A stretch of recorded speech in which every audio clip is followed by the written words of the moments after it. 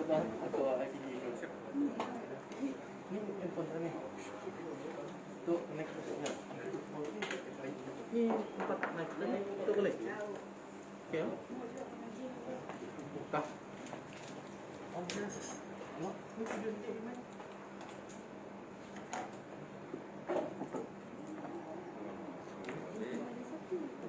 kami okey okey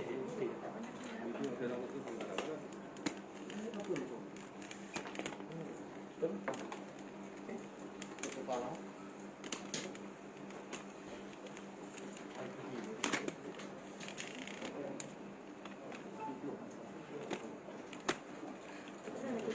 oh depan dia Kiri kanan tu.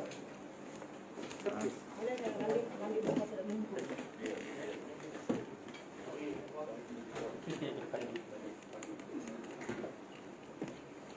Ni yang pun sungai ni tu.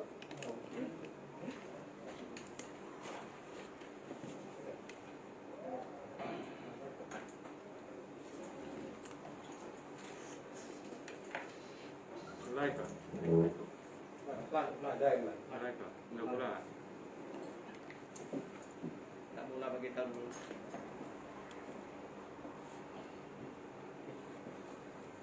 tengok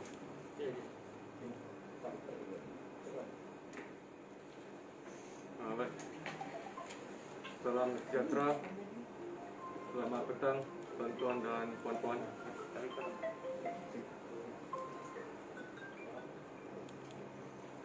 Saya DSP Lim Zhao Seong, Timbalan Ketua Polis Daerah Padawan. Bersama-sama saya petang ini Penerong Komisioner Penjara Tuan Hamdan Saleh bin Majid, ASP Zoswar, Ketua Bahagian Siasatan Jenayah Daerah Padawan,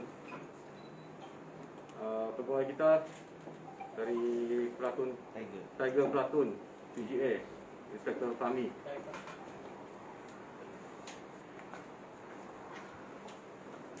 Baik, terlebih dahulu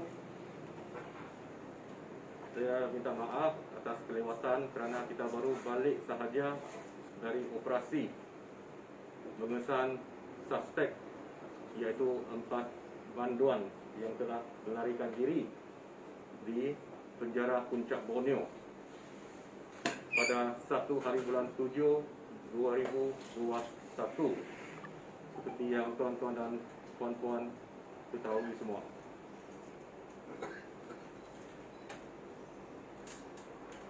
Hari ini saya akan memberi perkembangan dari mulanya tempat kejadian, mulanya tarikh kejadian sehingga terakhir sekarang ini.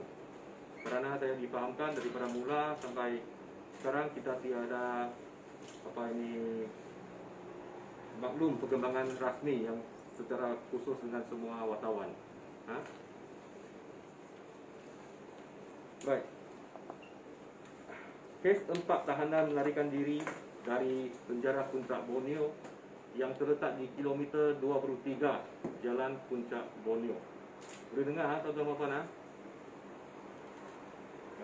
Pihak polis telah terima satu laporan polis bersabit report Batu 10 1011 Palang 2021 pada 1 hari bulan 7 jam 9.14 hours, iaitu pada hari Khamis. Laporan itu kes telah dibuka di bawah Seksyen 223 Palang 224 Kanun Keseksaan. Pegawai penyiasat dalam kes ini adalah Inspektor Azijan bin Suradi.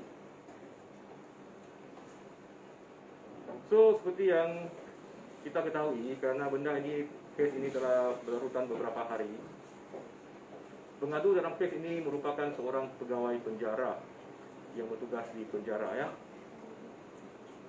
Dan terdapat 4 banduan yang melarikan diri itu. Ambil di satu, tuan-tuan ambil di satu, di dua, tuan ambil 4. So ini adalah 4 banduan yang melarikan diri pada 1 hari bulan 7. So B1 adalah nama dia Bobin, anak Bahan, satu lelaki Iban. Okey. Kesalahan 457 kanun keseksaan. B2 Muhammad Fikri Azharuddin bin Abdullah. Kesalahan di bawah Seksyen 457 kanun keseksaan. Manakala ini adalah B3, namanya Divani anak Bundi, satu lelaki Iban. Kesalahan di bawah Seksyen 26J Atik Som. Dan yang keempat, B4 adalah Rahmat Simbolan, satu lelaki warga negara Indonesia. Kesalahan di bawah Seksyen 39B Akta Dadah Berbahaya 1952. Tempat kejadian berlaku di Pusat Transit Penerimaan atau kita panggil PTP, Penjara Puncak Borneo. Jadi PTP ini, Pusat Transit Penerimaan ini merupakan satu tempat atau satu ruang atau beberapa rumah yang dikhususkan untuk penerimaan banduan baru masuk ke penjara. Sementara menunggu keputusan saringan COVID. Betul tak? Ya. Jadi pada 1 hari bulan 7 jam lebih kurang 15 hours, pegawai bertugas di pusat transit, iaitu satu pegawai penjara, telah melaporkan 4 orang tahanan suspek, tahanan banduan yang berada di rumah A1 dalam PTP itu telah melarikan diri melalui tingkap tandas ruang tamu, lalu menuju ke pintu kedua kompleks penjara Puncak Borneo dan seterusnya menghala ke Dirat Cina yang terletak lebih kurang 300 meter dari jalan besar lokasi penjara. Jadi pada masa yang sama, siren telah dibunyikan dan pasukan pengesan telah digerakkan atas arahan pengarah penjara Puncak Borneo. Sewaktu kejadian, cuaca adalah hujan lebat serta angin kuat. Hasil siasatan awal pihak polis, kesemua suspek ini merupakan tahanan riman penjara yang ditahan di Pusat Transit Penerimaan Penjara Pusat Borneo. So, seperti yang saya beritahu tadi, sementara mereka menunggu keputusan ujian saringan COVID-19. Dan sewaktu kejadian, seramai 49 orang tahanan riman ditempatkan di tempat yang sama, termasuklah 4 orang suspek atau 4 orang banduan yang telah melarikan diri tersebut. Untuk makluman tuan-tuan dan puan-puan, tempat kejadian ini turut dilengkapi dengan kamera CCTV dan dipasang grill pada setiap bahagian pintu dan tingkap.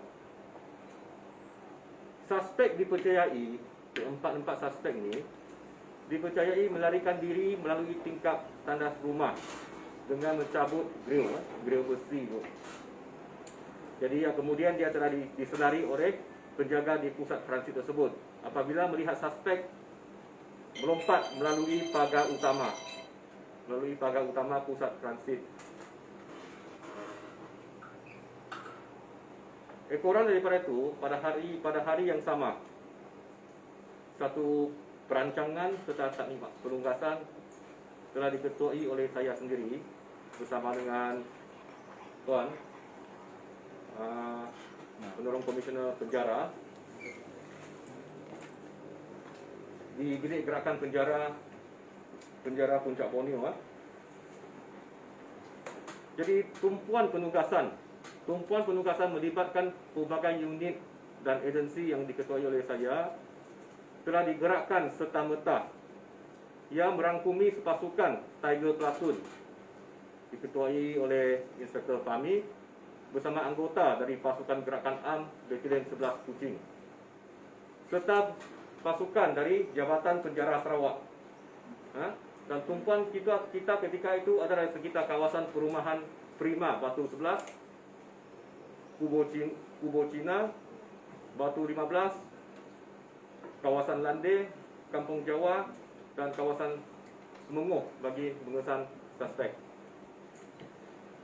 Pada masa yang sama, op tutup telah digerakkan melalui hebahan kepada semua lokasi Sekatan Jiran Raya dalam daerah Padawan. Seperti yang tuan-tuan dan puan-puan maklum, kita terdapat 4 lokasi Sekatan Jiran Raya yang didirikan sempena dengan PKP. Jadi apabila berlaku kejadian ini, op tutup telah dijalankan serentak di semua 4 Sekatan Jiran Raya. Iaitu yang pertama sekali di blok di Batu 16 Jalan Kucing Serian.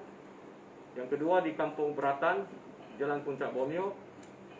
Yang ketiga di Jalan Batu Kitang menghala ke Bau.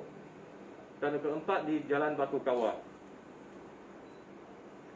Kekuatan semua agensi yang terlibat sejak hari mulanya kejadian ini adalah seramai 118 pegawai dan anggota, melibatkan semua agensi yang saya beritahu awal tadi ya. So selain itu dia juga melibatkan anggota polis dan rela yang memang sedia membuat kawalan di Sekatan Jiran Raya. Jadi keseluruhannya adalah 137 orang kekuatan yang telah digerakkan sejak 1 hari bulan 7. Sehinggalah sekarang kekuatan ini tidak berubah. Pada hari yang sama, 1 hari bulan 7, seramai 2 tangkapan telah berjaya dilaksanakan sejurus selepas kejadian berlaku oleh pasukan dari Jabatan Penjara Negeri Sarawak. Jadi suspek yang ditangkap adalah seperti berikut. Tangkapan pertama adalah B3 di Beni. Ini maksudnya pada hari pertama selepas kejadian. Pihak penjara telah berjaya menangkap suspek yang B3 ini di Beni ya. Lokasi tangkapannya di berdekatan dengan kawasan Kumo Cina yang bersebelahan dengan Kampung Sinar Baru pada jam lebih kurang 6.25 hours. So jarak dari penjara lebih kurang 1 km. Kejadian berlaku lebih kurang jam 5.15. So tangkapan pertama telah berjaya dibuat oleh pihak penjara pada 6.25 hours. Tangkapan kedua merupakan B1 yang nama Bobin. So dia ditangkap berdekatan dengan tempat B3 ini ditangkap, iaitu di lorong 2 Kampung Sinar Baru pada jam lebih kurang 10.50 malam yang B1 ini. Jadi dia bermaksud 4 banduan telah melarikan diri. Kita telah pihak penjara berjaya menangkap 2 daripada mereka dan masih 2 lagi masih bebas. Maka operasi mengesan suspek ini adalah berterusan setiap hari. Pada keesokannya, iaitu hari Jumaat bersamaan dengan 2 hari bulan 7 2021. Operasi yang sama, kekuatan yang sama, dan kita memberi tumpuan di kawasan yang sama, iaitu di perumahan Prima, Batu 11, Kubo Cina, Batu 15, kawasan Ande, Kampung Jawa, dan kawasan Semenguh bagi mengesan suspek 2 yang masih bebas. Seterusnya pada 3 hari bulan 7, iaitu hari Sabtu, pihak polis telah terima maklumat dari orang kampung. Terdapat 2 orang disyaki banduan yang masih bebas minta makanan di sebuah rumah kongsi yang terletak di Vilo Villas, Jalan Greenland Villa, Batu 11, iaitu sebuah tapak pembinaan. Ekoran itu, operasi besar-besaran telah dilakukan secara bersama dengan bantuan pihak penjara, Tiger Platoon PGA, kekuatan yang sama. Operasi kali ini kita memberi tumpuan di sekitar kawasan Taman Sun Lee dan Greenland Villa Batu 11, berpadan dengan maklumat yang kita terima daripada orang awam.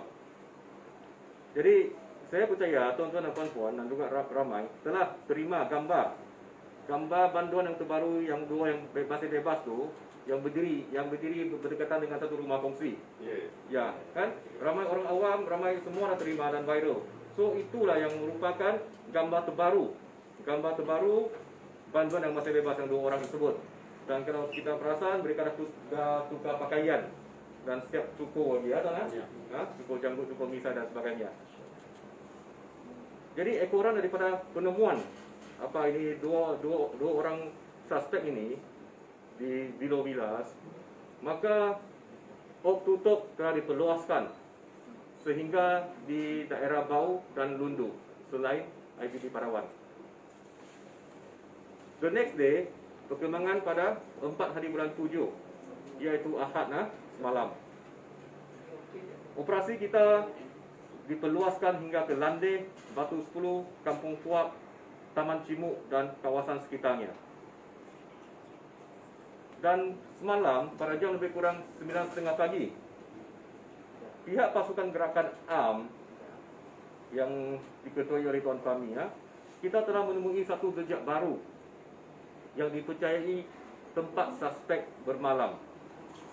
So, jejak tersebut didirikan dengan menggunakan ranting dan daun.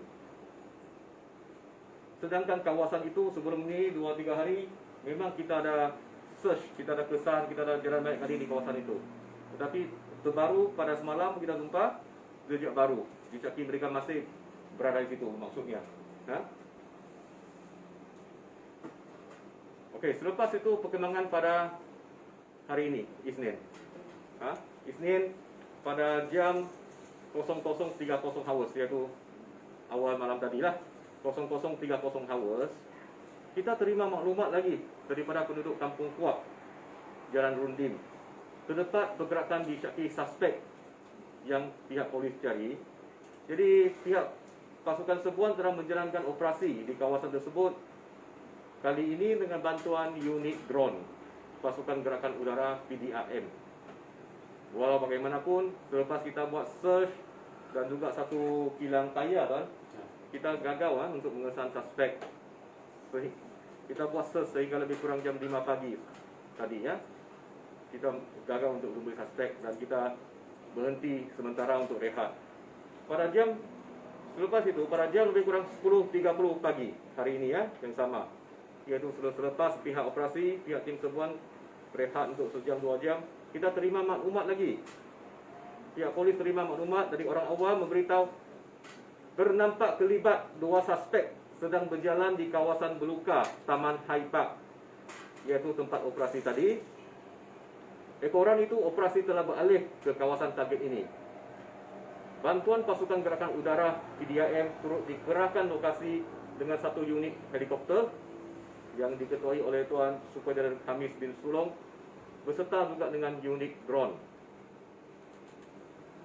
Dan akhirnya pada jam lebih kurang 2.30 petang tadi, kedua-dua suspek yang masih bebas telah berjaya ditemui di dalam paya dengan hanya kelihatan separuh kepala mereka dari permukaan air.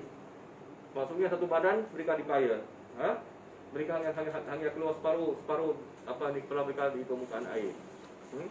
Jadi bukti-bukti suspek yang ditangkap 2 orang tersebut adalah 2 orang yang kita cari beberapa hari ini.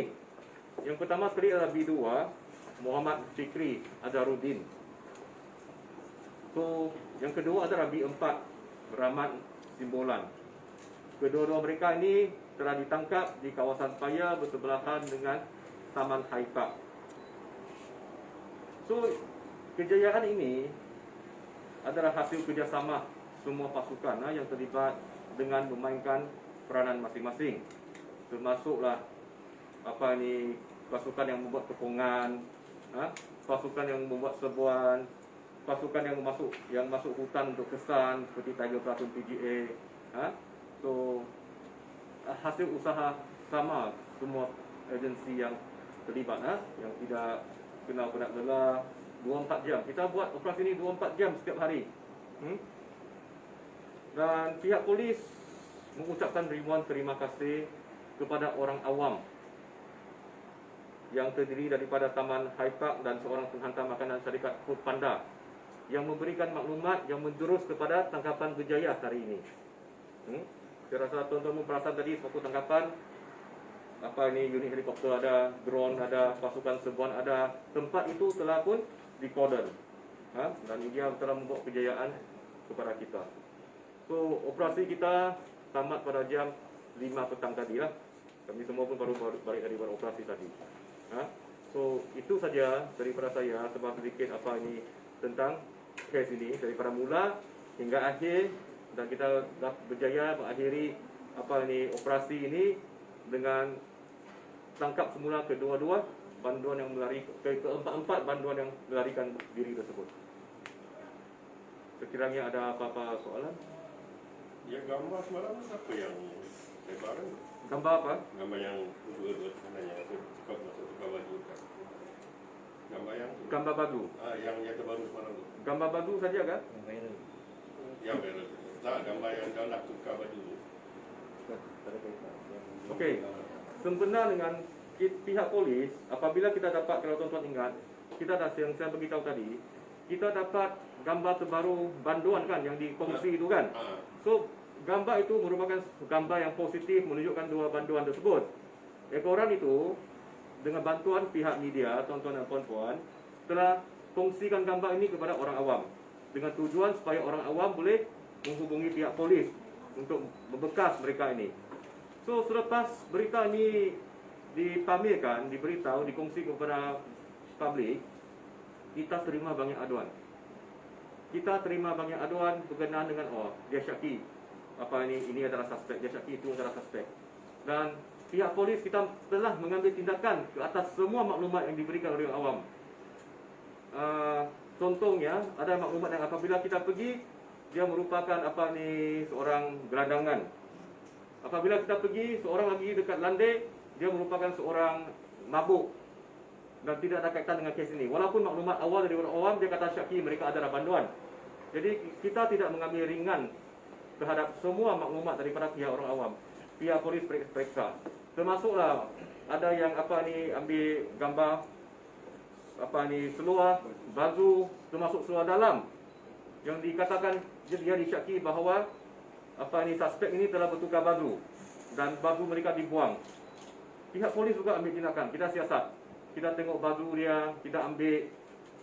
Dan akhirnya kita dapati kesemua maklumat tersebut adalah tidak menjurus kepada kes ini. Tapi kita mengalu-alukan maklumat daripada orang awam lah. Setiap maklumat kita siasat. Tuan, memandangkan evakuasi mengesan suspek 5 hari, mungkin ada individu yang disyaki bersubahat menyembunyikan suspek. Okey. Pada benda ni logik pada mulanya kita syaki sekiranya terdapat orang awam atau rakan-rakan kepada banduan ni yang bebas ni yang mungkin boleh bersubahat dengan mereka, beli makanan atau memberikan transport dan sebagainya untuk melarikan diri daripada kawasan tersebut. Tetapi hasilnya benda tu kita nampak kita berjaya dapat hari ini. Kita berjaya dapat hari ini maksudnya mereka tiada bantuan. Kerana mereka telah pergi ke rumah kongsi yang pertama sekali untuk minta makan. So yang kedua, mereka ni dua yang masih bebas yang perlu ditangkap tadi, mereka bukan orang tempatan, maksud saya bukan orang Padawan. Mereka tidak kenal dengan jalan atau lokasi di kawasan sini. Satu berasal daripada Sibu, Muhammad Fikri. Satu lagi yang warga negara Indonesia, warga negara lain. Jadi kedua-dua mereka tidak tahu selok-belok jalan di sini. Okay, jadi kita tidak nampak ada bantuan oleh sesiapa kepada mereka. Untuk kejadian mereka melarikan diri itu, apa punca kejadian mereka mendak untuk melarikan diri daripada pusat transit? Kalau kita tengok di pusat transit PTP itu, tempat itu disebabkan COVID, betul tak? Disebabkan COVID. Jadi pihak penjara telah menempatkan ke semua banduan sebelum mereka dibawa masuk ke dom utama atau penjara utama, mereka ditempatkan PTP. Okey, PTP itu maksudnya sesiapa agensi yang membuat tangkapan dihantar ke penjara, penjara akan tempat kat situ sehinggalah mereka mendapati keputusan COVID mereka adalah negatif. Maka barulah mereka dibenarkan untuk membawa kepada dom yang utama, dom penjara betul-betul.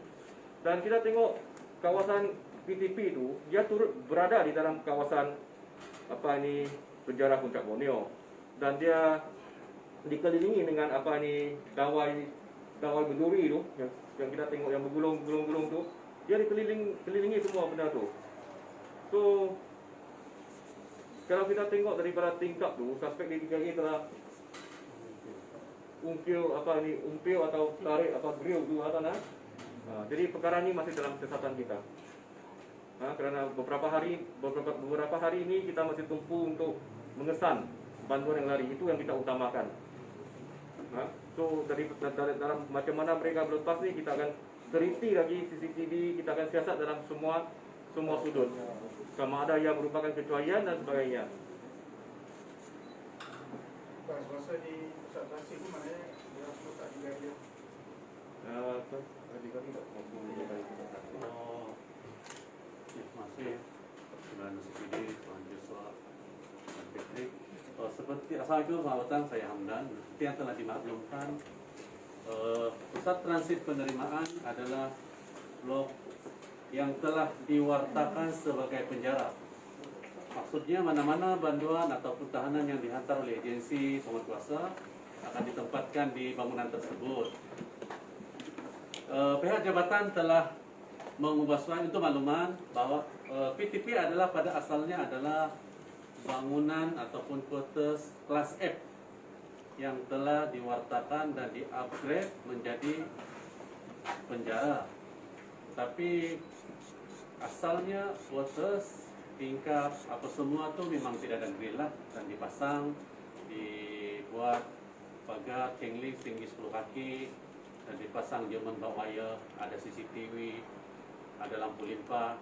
So bantuan yang masuk di dalam PTP tidak digaris semasa dalam bangunan lah. Sekiranya dikeluarkan untuk pindah ke blok utama baru garis dibuka. So dari segi SOP tiada percuaian melibatkan jari lah, memang tidak digaris di dalam. Lepas kejadian, adakah ada langkah daripada pihak penjara untuk memperketatkan lagi kawalan di pusat transit itu sendiri? Okay, ekoran daripada kejadian ini kami telah melihat kelemahan. Antaranya grill yang dipasang, untuk makluman bangunan ini telah dibina, di-upgrade pada tahun lepas susulan daripada COVID bermulanya 1.0. So pada masa itu kita mengelak berlakunya wabak dalam blok utama atau penjara utama, maka telah dicadangkan untuk wujudnya PTP daripada pengurusan tertinggi. So kita dah lebih kurang dalam masa 2 minggu telah dapat peruntukan lebih kurang 300,000 pasang grill dan dipasang sebelah dalam. So kelemahan itu apabila grill pasang di dalam, pemantauan anggota yang bertugas tidak dapat melihat. Kamera memang ada tapi sebelah luar lah. So lepas ni kami telah bermula pada hari Jumaat. Untuk makluman, selepas kejadian saya telah kosongkan PTP, paksa masuk ke blok utama. So harapan tidak ada kes jangkitan lah. So bermula hari Sabtu kami telah lantik kontraktor yang berkelayakan untuk tambah lagi security lah. So dengan harapan tidak lagi berlaku insiden sedemikian. Seperti yang disebut oleh Tuan tadi, bantuan telah lari melalui pintu kedua. Untuk makluman, penjaranya ada 2 pintu utama lah. Cuma pintu kedua ni hanya digunakan apabila ada kes-kes kecemasan.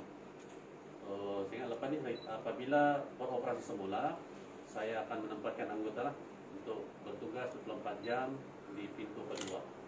So ini akan membantu dari segi aspek keselamatan. Pemeriksaan COVID itu macam mana dong? Sorry. Pemeriksaan COVID. Pemeriksaan COVID untuk COVID apabila dihantar oleh agensi akan dibuat 2 saringan macam proses biasa oleh KKM lah. Swab pertama negatif, sekiranya swab kedua negatif dalam tempoh 14 hari baru akan dipindahkan ke blok utama.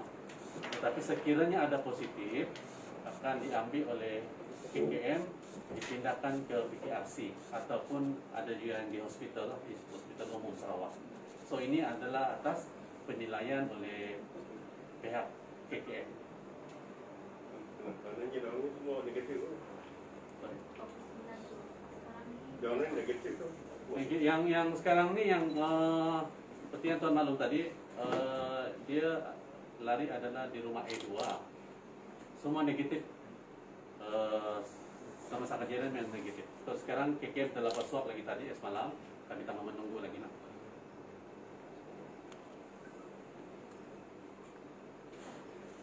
Ada apa lagi soalan? Tuan, bantuan ni akan ditempatkan ke mana? Sekarang ni bantuan ni yang telah ditangkap semua ni kita tempatkan di penjara ya. Penjara Puncak Borneo. Belum. Keadaan bantuan macam mana? Ustaz? Ha? Keadaan bantuan. Keadaan bantuan maksudnya kita ada dua fasa. Satu tanggapan dua bantuan pada 1 hari bulan 7. Yang kedua ini tanggapan bantuan pada hari ini lah. So kalau kita tengok keadaan dia memang dia letih lah dalam beberapa hari dengan makan tak cukup dan terpaksa sentiasa mencari tempat perlindungan, mencari jalan keluar untuk daripada ditangkap oleh pihak polis.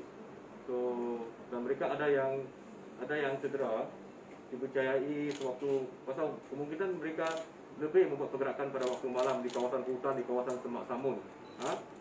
Jadi kalau kita tengok daripada terdapat kecederaan mereka, mungkin disebabkan oleh duri dan sebagainya atau jatuh sewaktu mereka melarikan diri ya beberapa hari ini. Ya. Yang terbaru tangkapan terbaru ini sebelum ini negatif. Ya. COVID ni negatif, tak ada masalah. Yang sering pertama. Maksudnya sewaktu mereka lari daripada penjara, keputusan mereka adalah negatif. Sebelum yang lagi dah buat 2 saringan ke atau baru 1 saringan? Baru sekali sering. Yang kedua yang first hari pertama kumpul. Yang seperti yang dimaklumkan tadi, bantuan dalam dom atau rumah E1 itu 49 orang semua negatif, semua negatif. Tuan, operasi tamat tadi berapa jam? 120 jam, 5 hari. Operasi tamat. Tamat tadi pukul 5 petang kan? Ya. Tepat 120 jam lah. Kalau kira 5 hari, 120 jam. Daripada 1 hari bulan. Jam berapa? Ustaz? Ha? Sampai ya. Lebih kurang 1 hari bulan 5 petang mula lah. 5 petang sehingga 7 hari bulan 5 petang. Tanpa berhenti ya. Setiap masa.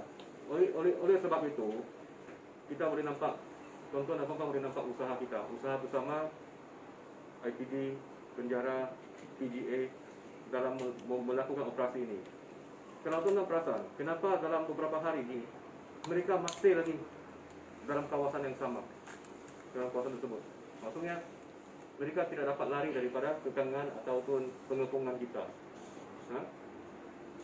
Tuan, apa maklumat yang disampaikan oleh komandan? Kita mengucapkan ribuan terima kasih. Kerana kalau ikut maklumat tu, secara kebetulan dia dah menghantar makanan di situ dan dia telah nampak terlibat suspek ini ya, terlibat kedua-dua suspek ini. Dan selain itu, penduduk kampung di situ sendiri yang membuat panggilan telefon ke bilik gerakan IPD Padawan dan saya sendiri telah telefon pengadu tersebut untuk interview berkenaan dengan kesahihan maklumat yang diberitahu.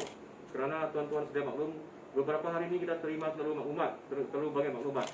Dan setiap maklumat itu saya sendiri akan telefon pengadu untuk mendapatkan kesahihan apa yang dinampak. Sama ada maklumat tu 50-50, kadang-kadang ada yang cakap nampak seorang. Walaupun dia kadang nampak seorang, kita tetap siasat, kita tetap pergi ke kawasan tu. Kerana kita takut dia orang berpecah. Jadi ini maksud pihak polis kita tak pernah pandang ringan terhadap maklumat yang diberikan. Jadi kami mengucapkan ribuan terima kasih kepada publik yang memberikan maklumat ini dan terima kasih juga kepada pihak media yang telah sharekan gambar terbaru suspek ini. Kerana kalau kita berpandukan kepada gambar lama, mungkin ramai yang tak akan mengenali mereka. So gambar yang terbaru itu amat membantu pihak polis dalam menjejaki mereka. Banyak terima kasih kepada mereka yang bagi maklumat. Jadi tuan, berapa lama bantuan berada dalam payah? Okey. Kalau saya kata dalam payah tu, kita terima tadi maklumat, katakan kita terima pada hari ini. Pada hari ini kita terima maklumat lebih kurang jam 10.30. Jam 10.30 kita terima maklumat yang Food Panda bagi, yang penduduk kampung bagi, tengok dia melintasi jalan tersebut.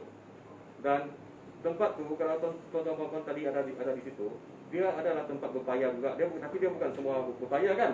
Mungkin 50% kawasan tu berpayah, 50% adalah tanah rata. Dan berpayah tu adalah berhutan, bersemak samun. So kalau katakan jam 10.30 kita terima maklumat, kita sampai situ dalam beberapa minit kerana kita telah siap sedia di setiap lokasi, setiap pengepungan tu kita dah siap sedia. Dalam beberapa minit kita dah sampai kat situ. Jadi mungkin disebabkan dia sedari pihak polis telah datang dengan begitu cepat, pihak penjara, pihak BGA apa semua, maka dia tak berani bergerak dan dia terpaksa berselindung di dalam kawasan hutan dan semak samun itu. Dan ekoran itu pada masa yang sama unit K9 anjing pengesan dari penjara dan pasukan PDAM turut bersama untuk kesan rejak mereka untuk menjejaki bantuan 2 orang ni. Kita gunakan drone daripada pasukan gerakan udara untuk pengesan mereka dan juga unit helikopter kalau tuan-tuan perasan. Jadi kita cover dari semua area. Tempat tu dah dikepung dengan anjing K9, dengan drone, dengan helikopter. Itu yang membuatkan kita berjaya. Pasal saya sendiri naik helikopter tadi, kalau kita dari atas, memang dia kawasan hutan, memang kita suka untuk kita nampak terlibat kedua-dua banduan ini. Tapi dengan kerjasama semua, mungkin mereka pun panik tengok semua dari kopong, maka kita berjaya tangkap mereka.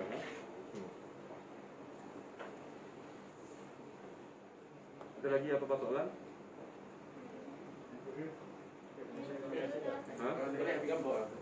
Boleh. Saya ada satu video yang saya sempat ambil waktu ini. Tapi nanti saya akan sharekan dengan dia melalui lagi depan baik.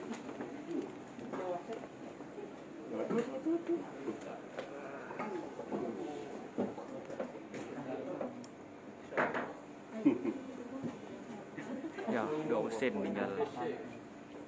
Ini adalah video dari dalam helikopter waktu kita membuat untuk menjejaki mereka.